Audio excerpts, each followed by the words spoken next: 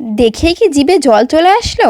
আমারও তাই, এডিট করার সময় আমারও জিভে জল চলে আসছে। অনেক তো হলো দোকানের ফুচকা খাওয়া, তাই আজকে আমি নিজেই বানাতে শুরু করে দিয়েছি। আলুগুলোকে খোলা সহ আমি সিদ্ধ করে নিয়েছি। তারপরে সিদ্ধ হয়ে যাওয়ার পর আলুগুলোর খোসা থেকে আমি ছাড়িয়ে নিচ্ছি।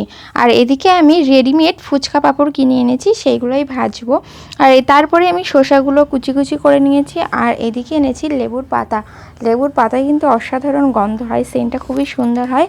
আর এদিকে টক জলটাও রেডি হয়ে গেছে। আর এদিকে আলু ভাতেটা মাখা হচ্ছে। এর মধ্যে দিয়েছি বাদাম, ভুজিয়া, ধনেপাতা আর অনেক কিছু মশলা।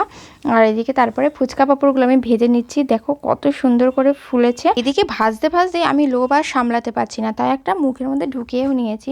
আর এদিকে তারপরে ফুচকা খেতে বসে গেছি। আর ফুচকা করেছি, স্পেশাল ফুচকা খাবো না তা তো হতেই পারে না, তাই স্পেশাল ফুচকা রেডি করে নিয়েছি। আর এদিকে জল ফুচকাগুলো আর সামলাতে পারছি না লোভ, আমি খাই। তোমরা চ্যানেলটিকে সাবস্ক্রাইব করো বা